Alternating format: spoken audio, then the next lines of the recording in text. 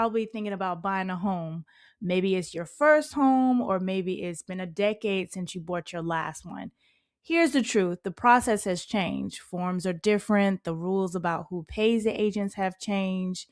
And the market is ever changing based on the seasonality and what is going on sometimes in the headlines. So let's get started. I'm Rashawn Levin. I'm a licensed realtor in Northern Virginia, Maryland, and DC. I'm also an author of the book, The Cost to Close. I have experience with all the different loan programs. I've assisted with divorce cases, with probate, short sales, and many things. I have many designations, uh, accredited buyer representative, real estate negotiation expert, military relocation professional, and the list goes on. So that's just a quick overview. So grab a notebook. We are going to cover many things in this session so you will understand the process before getting started. So steps from start to finish. So what do you have to do? So sometimes buyers will get their pre-approval letter before they talk to a realtor. It's not that you shouldn't do that, but you should at least know what type of programs are out there before you just go to your local bank. I mean, not necessarily knocking your bank, but they may not offer you. They may say, oh, well, that program doesn't exist. It doesn't mean it doesn't exist. It means they don't have it to offer it to you. So you want to know all of your resources so you can basically make an educated decision. This is the biggest purchase of your life. And sometimes people never buy homes, but sometimes it's the first home purchase, several homes. So you want to know based on where you are in your buying cycle, your buying season, what type of program is available for you right now, whether it's the first time or not. What I also want to mention, if you have purchased a home and sold it 3 years ago, then you are in the definition of first-time home buyer again. So that's a tip. So buyer consultation, you should have a buyer consultation. So because you want to meet with a realtor and find out, are they going to align with what you are seeking in a professional? Because this is a business relationship. You want to make sure, are they going to be available to you? Are they going to be that resource that you need? And then after you have the consult, you can have a consult with one person. You may find out that you meet the first person and you say, well, this is the person. I don't need to meet anybody else. Great. Hire them.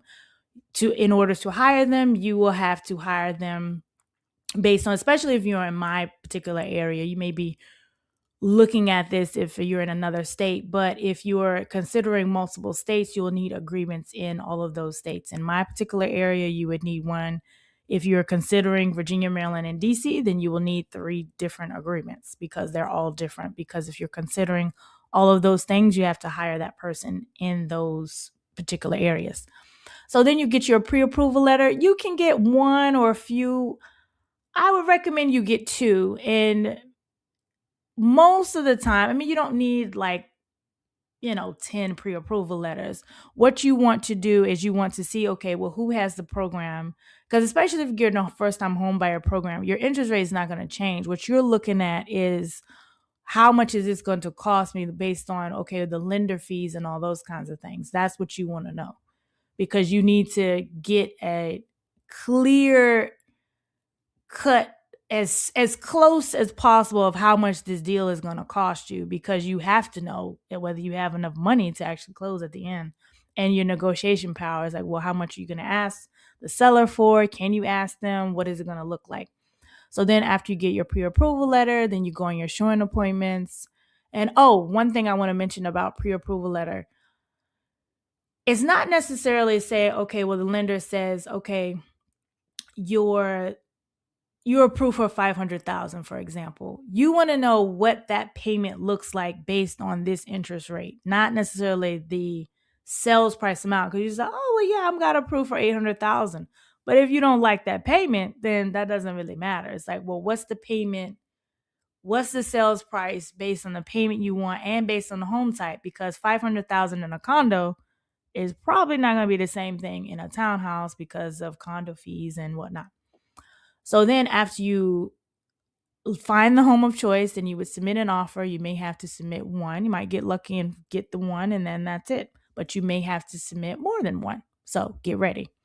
Then once your contract is accepted, then you're under in escrow, and then you close. So that's like the simple version of what happens. And then we'll go into more depth as we go through the presentation. So the truth about lenders, having a reputable lender will save you time and money. You have no idea how many times I've had buyers go outside of what I have recommended, and then it's just, I don't know how to say it politely. Let me find the right words. It's like walking on hot coals. That's the whole way.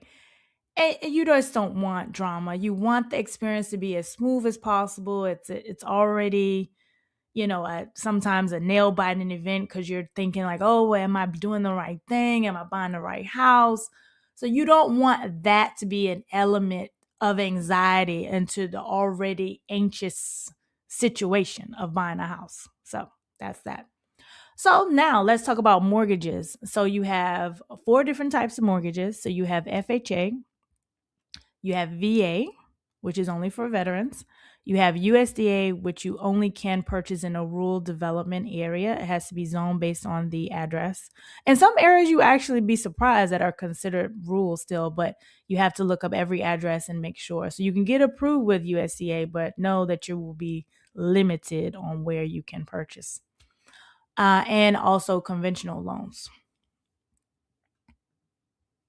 The truth about financing. So, you can buy a house with a 580 credit score, but you might not like your interest rate though.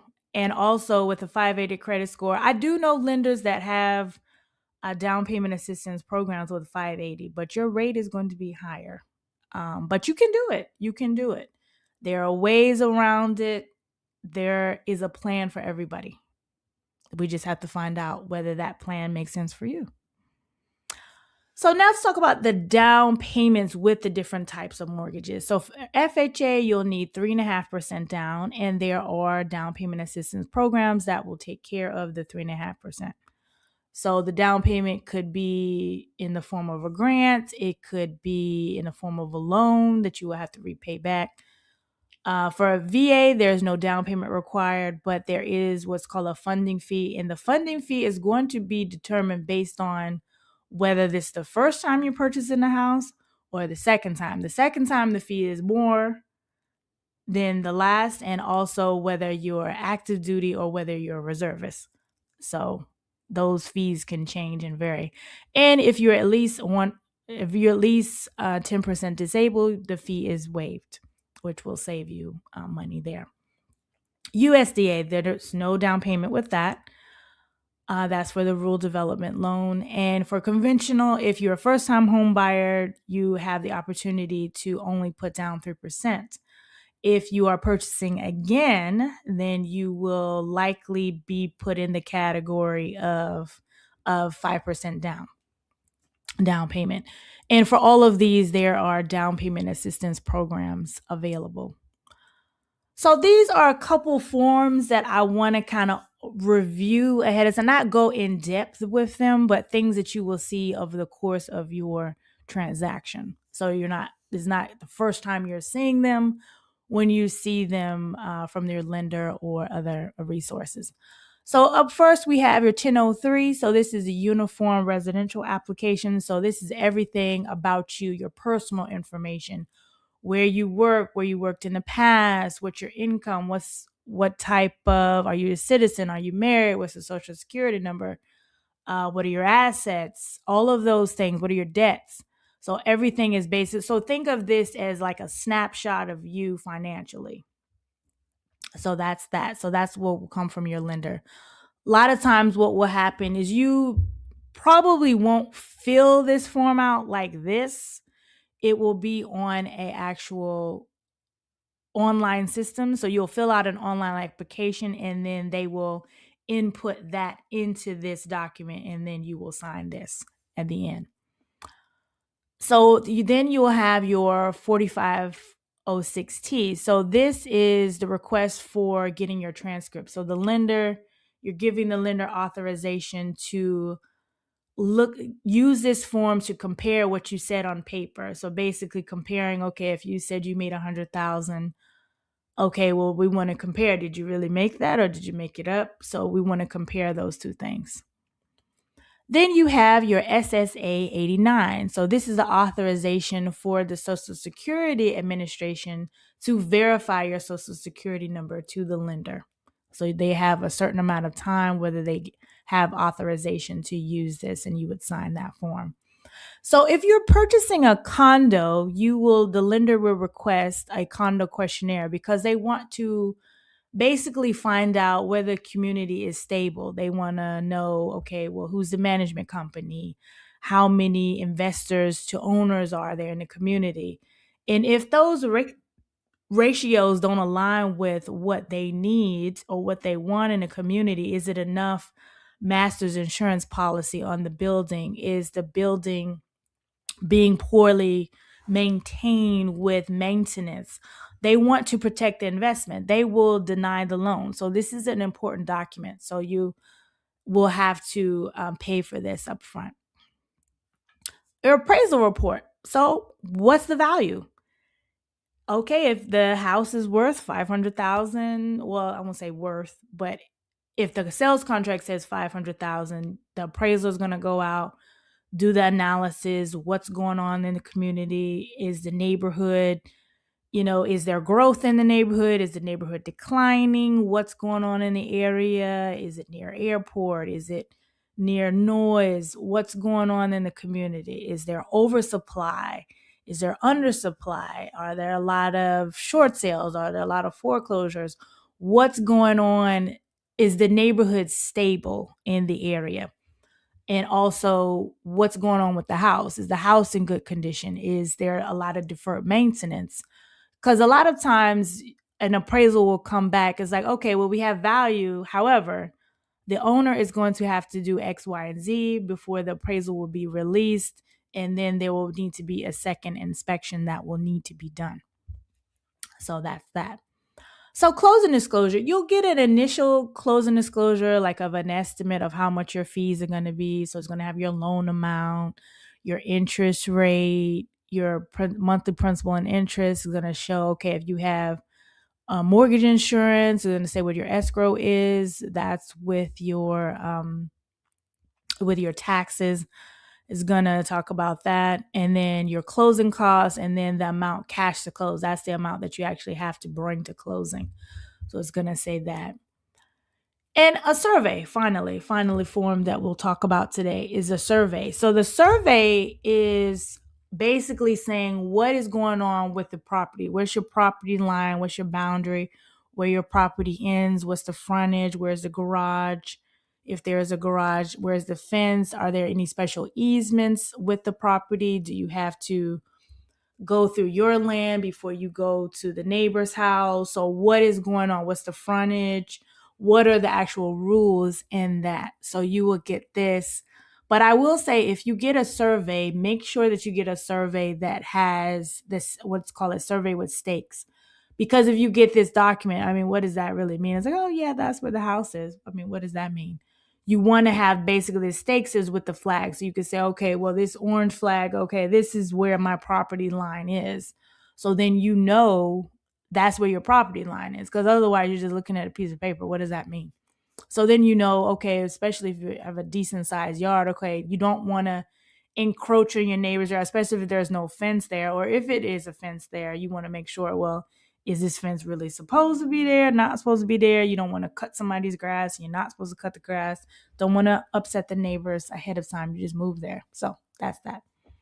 So your home, this is the fun part. We will talk about, what do you want in your house? Do you need a backyard?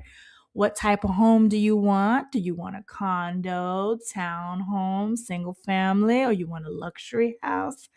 Parking, do you want covered parking? Do you have to have a 2-car garage, 1-car garage, or at least a driveway? What type of closets do you need? What type of storage? What type of kitchen are you looking for? Do you want to be updated? Are you okay with, we'll say, a regular house, but you're okay with, as long as the house has good bones and you're willing to make improvements later? What are those types of things that you are desire? So you want to make a list of, okay, my nice to haves, but then you have your deal breakers, like, which in my mind, a deal breaker is I will not buy this house if it doesn't have X, Y, and Z, period. So those are more than what you want to focus on. Nice to haves are great, so we can sprinkle some of those things in. But deal breakers, like if you must have 3 bedrooms, we're not looking at 2 bedrooms. There's no point. We're wasting time. If you have to have a garage, we're eliminating houses that do not have a garage. So that's what I mean by deal breakers. It's like a nice to have would be, okay, well, we want laminate flooring or hardwoods. That's a nice to have. You can change that later. If it's carpet, you can live with it. That's not a deal breaker in my mind. Some people it is. So that's that. So now market trends. So what type of markets are you in? So a seller's market means there's less homes and more demand. So that means you have to be more aggressive with your offers. A neutral or balanced market, that means it's an equal supply of homes and demand. It's like average. There's still negotiation room, but you don't really have much leverage there. If it's a buyer's market, then you have lots of leverage because there's more homes and less demand. So you can, I won't say name your price, but almost.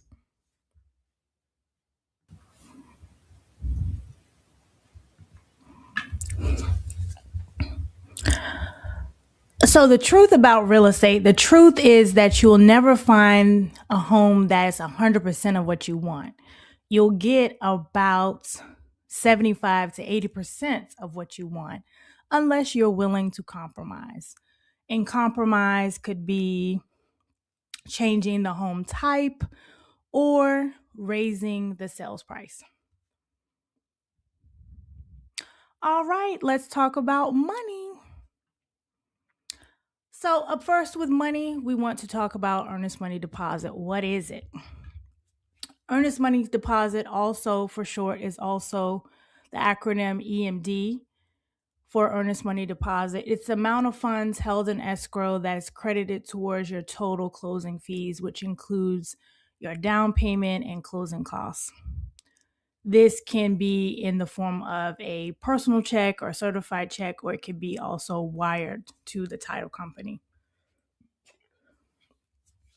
So I wanted to put a diagram of what a check looks like because a lot of people have either never written a check, don't know what it looks like. So here's like a sample of what you would have.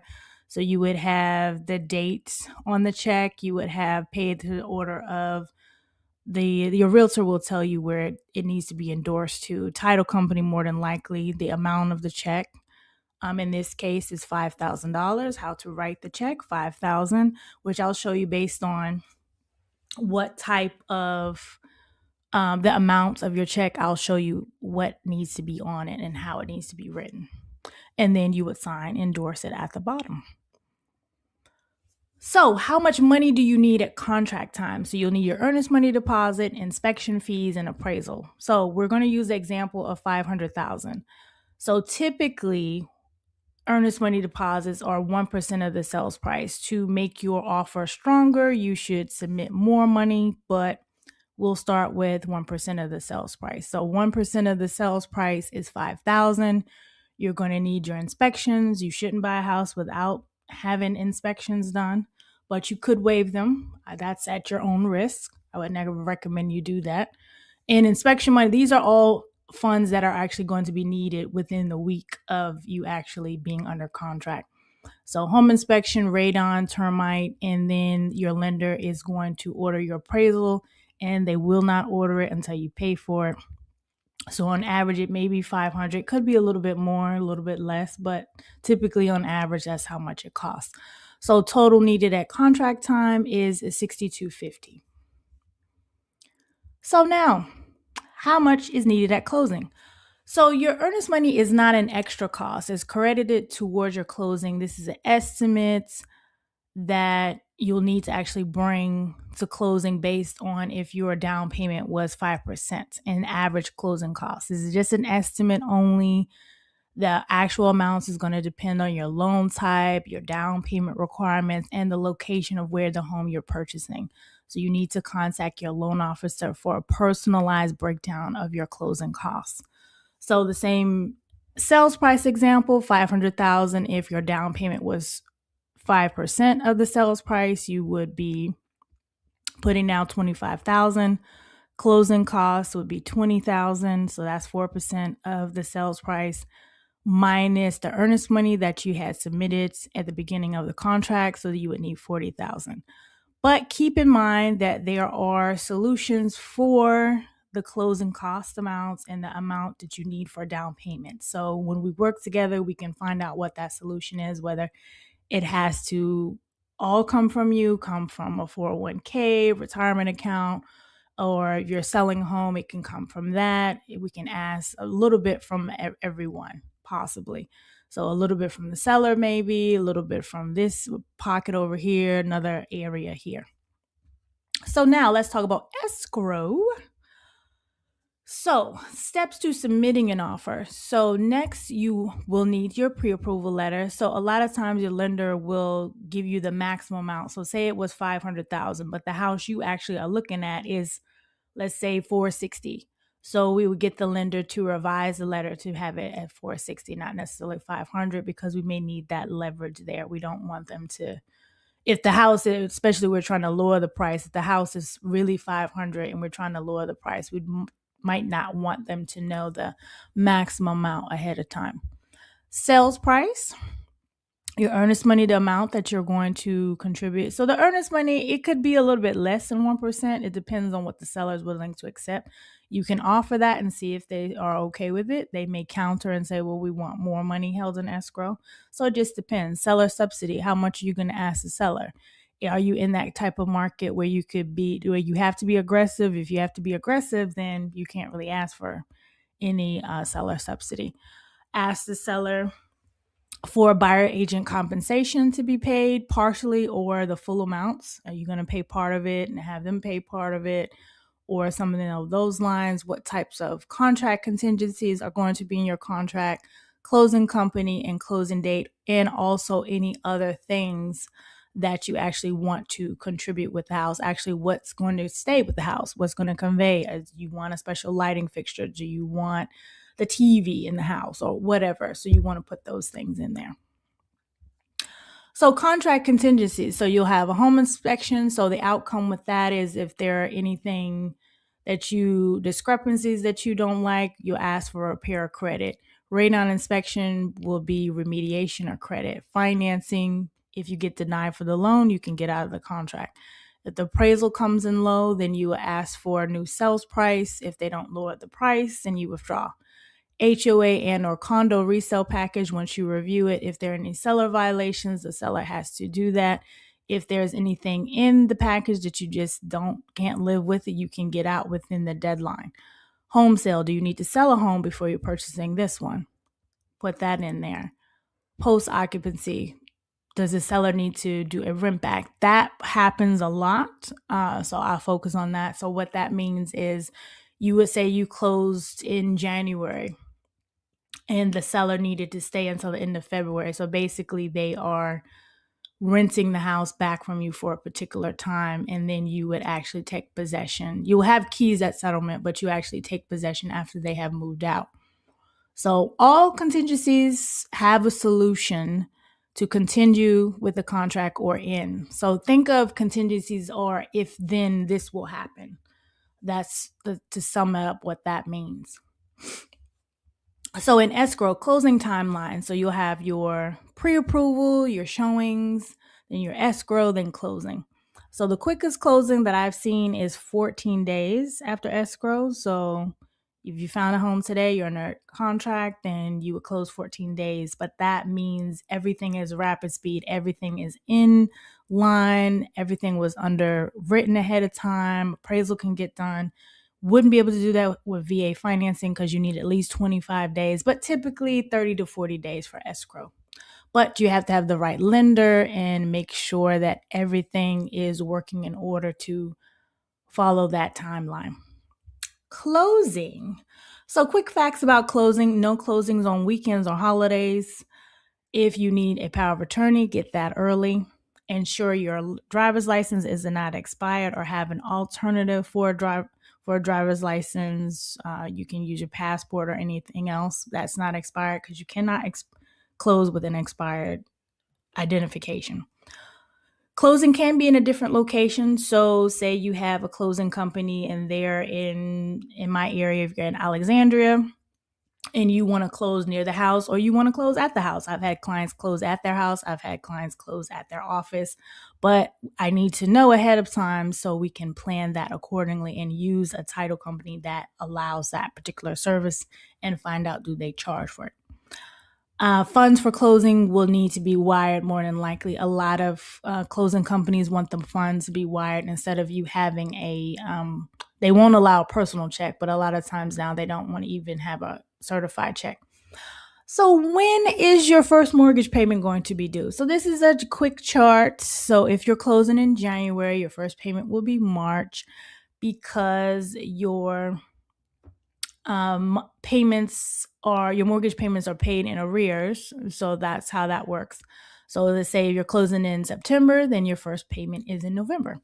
So that kind of gives you an idea to plan accordingly. So agency. So this is important. We have to talk about that. So who represents who? So the listing agent on the left-hand side, those are the agents that represent the seller. So their job is to get the seller the most money in the least amount of time.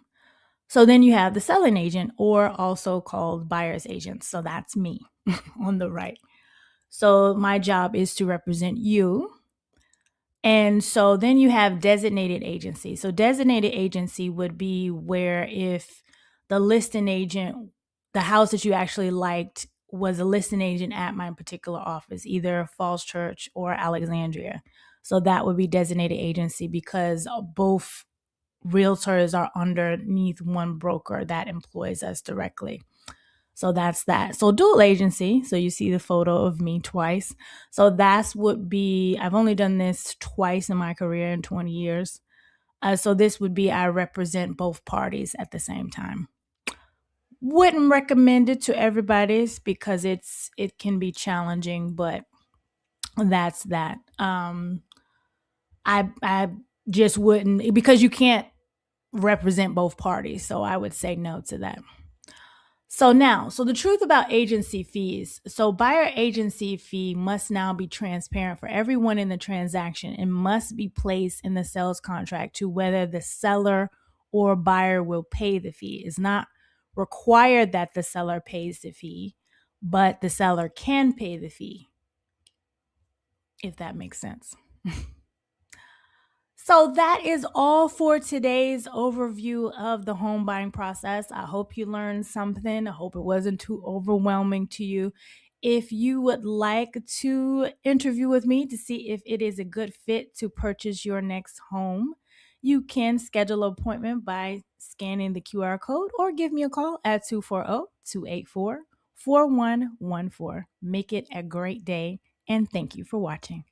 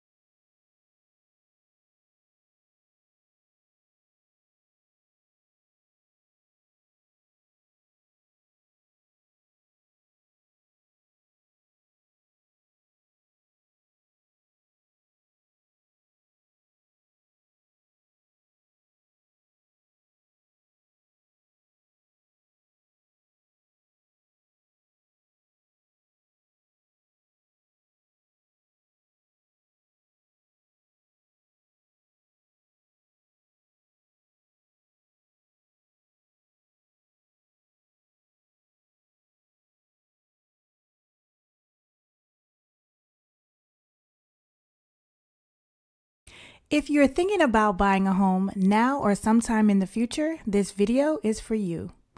Whether you're a first-time home buyer, relocating, or planning ahead, my goal is simple: to help you understand how the home buying process really works without pressure or confusion. This is buyer education, so take what you need, let it play in the background, and come back to it anytime. Step 1. Start with why. Before we talk about loans, prices, or neighborhoods, the first step is clarity. Why do you want to buy a home? Is it for stability? Maybe more space? Predictable payments? You want to create wealth with a long-term investment. A change in lifestyle. Your reason for buying determines how you should buy and when. Not everyone should rush into homeownership, and the best plans are built around your timeline, not market noise. Step 2, understanding affordability.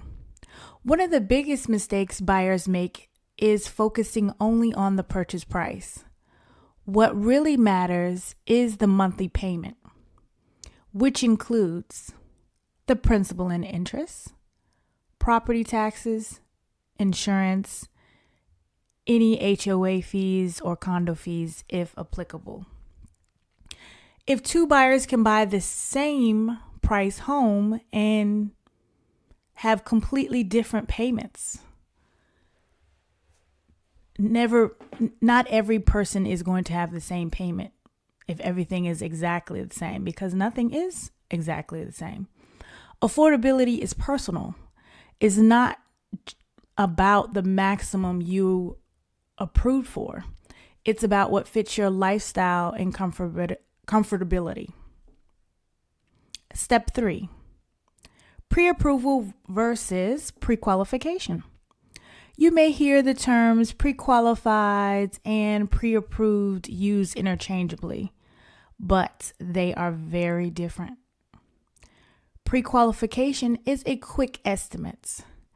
A pre-approval is a verified review of your finances. A true approval strengthens your offers. It gives you a realistic buying power.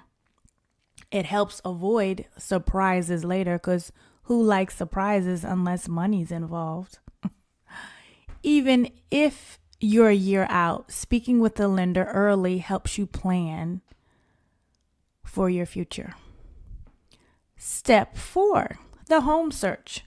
Most buyers don't need to see dozens of homes. With clear preferences, many buyers can find the right home after viewing just a handful of properties. You don't need to see 100 houses to find the perfect one. If you're doing that, then you haven't narrowed it down far enough. The goal isn't to find the perfect home.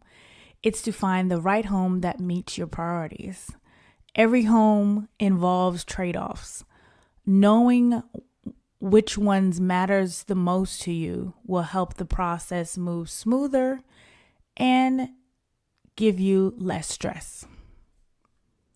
Step 5, making an offer. So submitting an offer is more than just choosing a price. A strong offer considers market conditions, financing terms, contingencies, timelines, seller motivation. The best offers balance competitiveness with protection. This is where guidance matters, because the goal isn't just getting under contract, it's getting to closing. Once you're under contract, the process becomes structured. So this is step 6, from contract to closing. This phase may include home inspections, appraisal, loan processing, final walkthrough. Most buyers close within 21 to 30 days, though it depends on the loan type and terms. Clear communication and preparation keep this phase smooth. Step 7, the bigger picture. Buying a home isn't just a transaction. It's a long-term decision. The right plan accounts for your goals, career changes, family needs, financial flexibility. Education gives you confidence. Confidence leads to better decisions. If you're thinking about buying now or in the future, start with education and planning. This video is part of a rotating buyer education series. You can explore more resources, guides, and next steps with the links provided. Thanks for watching, and feel free to let this continue playing as you learn more.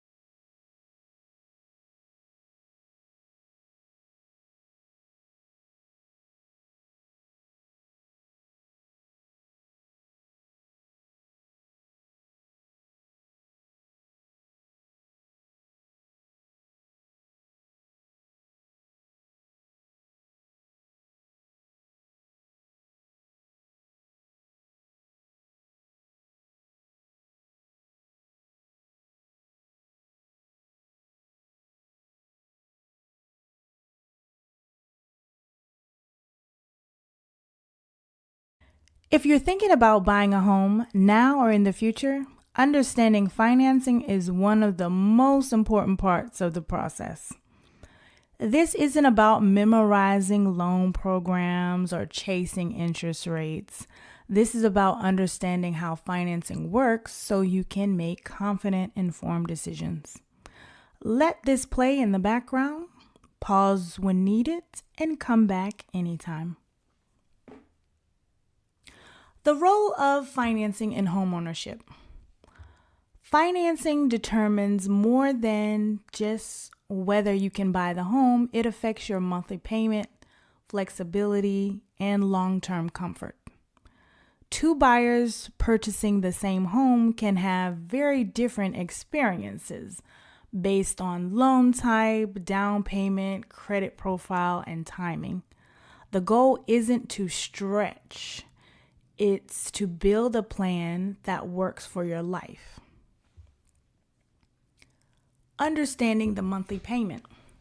When buyers talk about affordability, what they usually mean is monthly payment. Your total housing payment often includes principal and interest, property taxes, homeowners insurance, mortgage insurance, if applicable, HOA fees, if it's a condo, also that, if applicable. Focusing on the full payment, not just the price, helps avoid surprises later.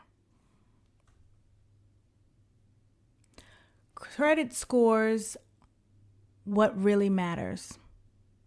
Credit scores are often misunderstood.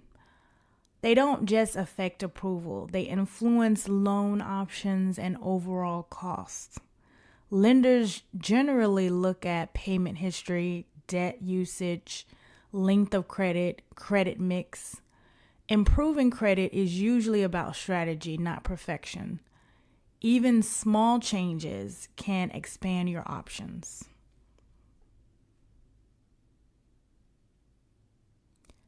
Down payment myths and reality. Down payment myths versus reality.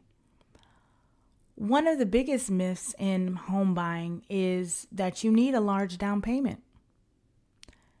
Many buyers qualify with lower down payment options depending on loan type, credit profile, income, location. Your down payment affects monthly payment, loan structure, cash needed to closing. There's no single right amounts, only what works best with your plan. Loan types explain: FHA, conventional, and VA. Now let's talk about the most common loan types buyers use at a high level. FHA loans are often popular with first-time home buyers or buyers building credit. They are designed to be more flexible with credit requirements and down payments. FHA loans can be a strong stepping stone into homeownership, especially for buyers focused on accessibility rather than perfection. Conventional loans are commonly used by buyers with stronger credit profiles. They often offer more flexibility long-term, options to remove mortgage insurance over time. Conventional financing can work well for buyers planning to stay in the home longer or who have more financial flexibility. VA loans are available to eligible veterans and active duty service members. They are often known for no required down payment, competitive terms, strong purchasing power. For eligible buyers, VA loans can be one of the most powerful financing tools available. Each loan type serves a purpose. The best loan isn't universal, it's personal. That's why conversations with the lender are so important. Pre-approval, why timing matters. Pre-approval is one of the most important steps in buying a home. It provides a clear price range. It gives you a stronger space when submitting an offer, smoother negotiations, fewer last-minute issues. Pre-approval isn't a commitment, it's information. Even if you're months away, starting early helps you plan intentionally. Closing costs explained simply. In addition to down payment, buyers should plan for closing costs. These may include lender fees, appraisal, title services, prepaid taxes and insurance, among a host of other things. Some costs are negotiable, and some are structured differently depending on the transaction and the location of the property. Understanding these up front reduces stress later. Financing strategy over time.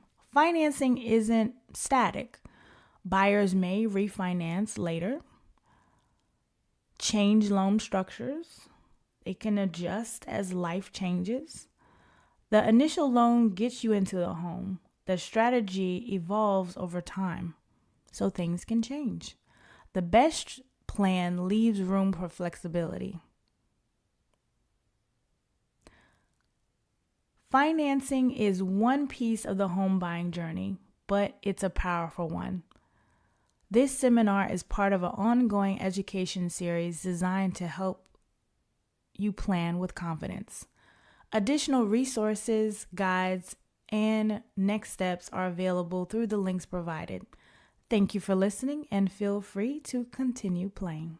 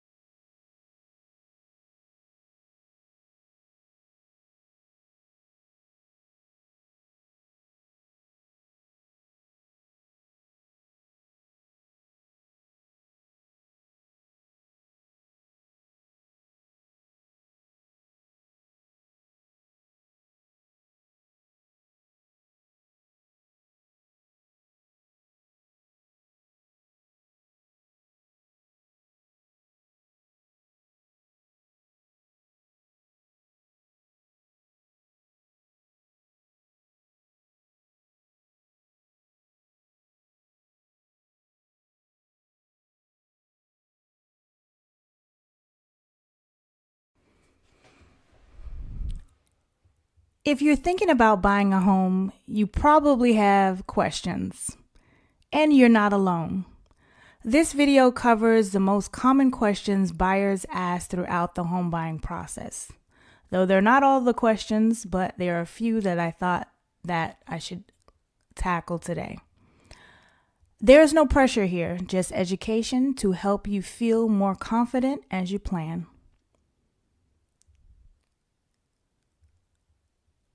How much home can I really afford? Affordability isn't about the maximum price you're approved for. It's about what fits your lifestyle.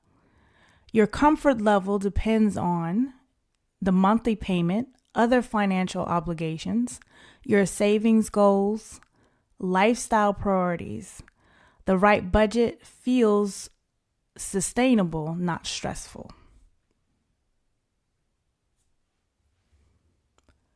Do I need a perfect credit score? No, you don't need a perfect credit to buy a home.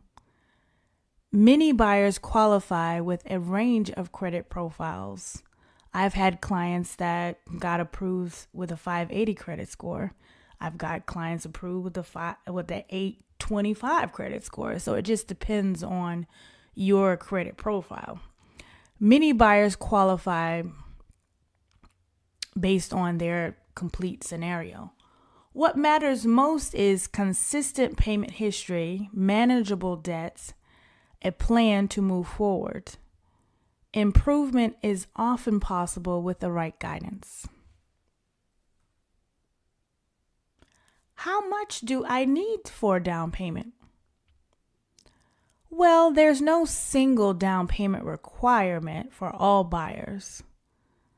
Some programs require more upfronts and others allow for lower down payments. For instance, FHA, the minimum requirement is 3.5% of the purchase price, while conventional will for first-time home buyers can be as low as 3%.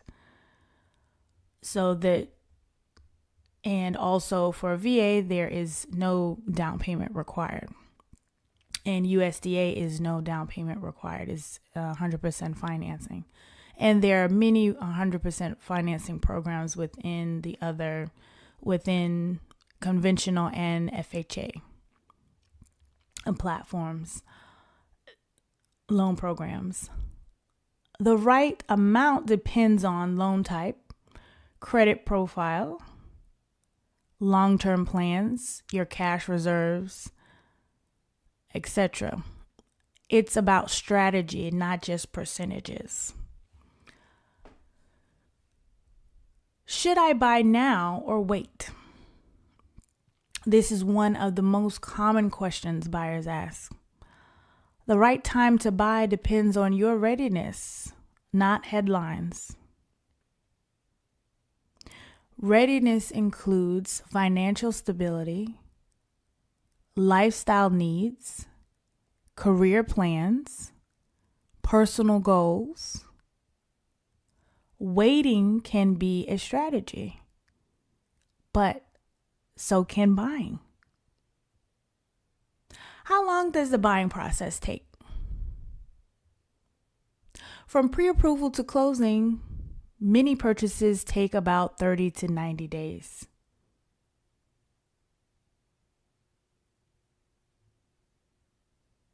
And the reason why I say 90 days, because it could take you a while to actually find your home of choice.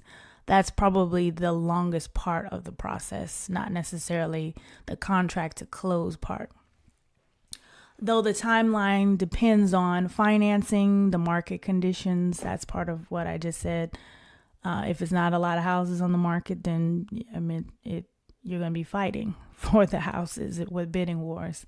Buyer readiness. Are you really ready to buy? You may think you are, but we need to narrow that down and make sure that you are, because that will help in your strategy to purchase. Property type. Are you willing to change the property type?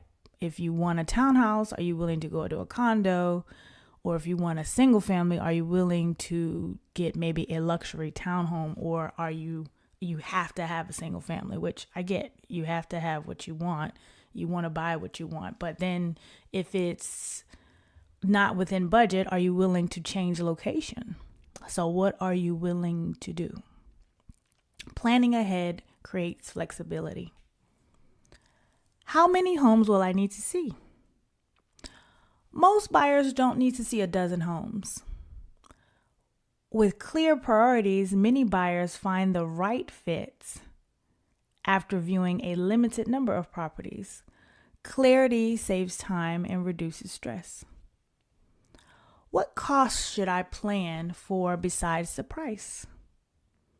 In addition to the purchase price, buyers should plan for closing costs, inspections, appraisals, moving expenses. Understanding the full picture up front prevents surprises later.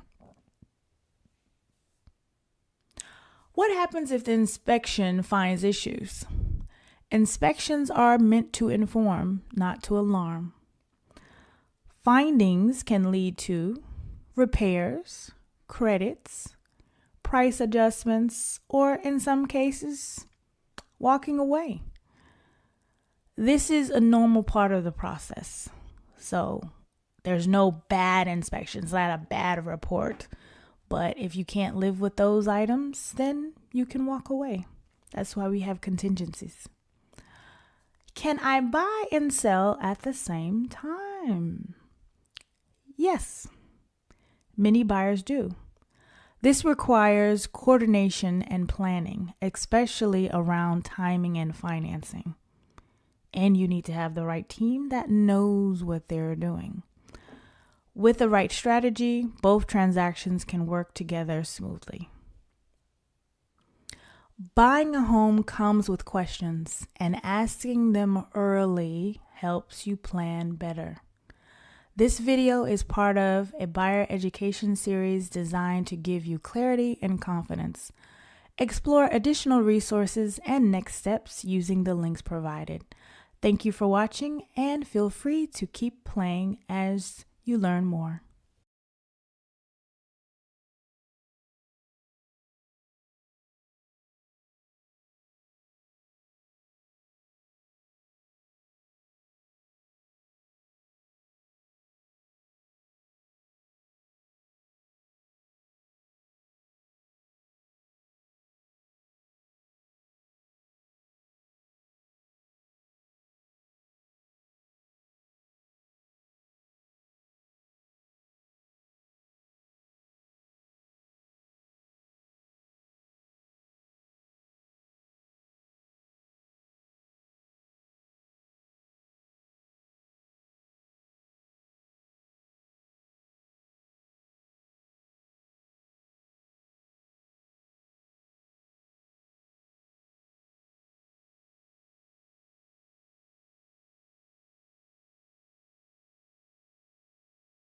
Home staging, why presentation impacts value. When a buyer walks into a home, they make decisions faster than most people realize.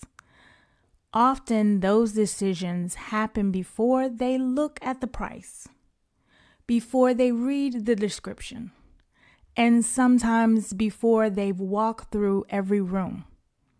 Home staging isn't about decorating or personal style. It's about presentation. Staging helps buyers understand how the space will function for their lifestyle. It will help them visualize themselves living there. It will help them focus on the home's strengths instead of distractions. Well-staged homes often show better online, feel more spacious in person, and create stronger first impressions. In this segment, you'll see examples of how thoughtful staging can change how a home is perceived without changing the home itself. Let this play observe the details and notice how presentation shapes the experience.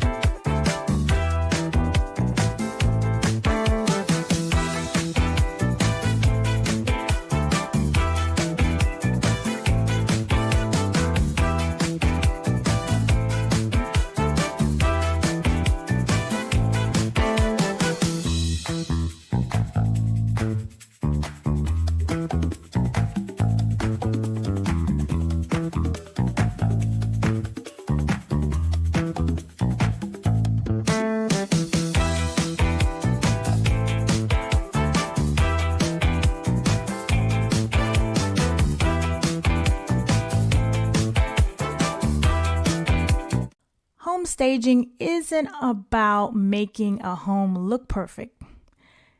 It's about helping buyers see possibilities. Small adjustments in layout, lighting, and flow can change how a home feels and how buyers respond. When presentation aligns with pricing and marketing, homes tend to attract more interest, generate stronger offers, and sell with fewer obstacles. This video is part of the seller education series focused on preparing homes for successful sales. Additional resources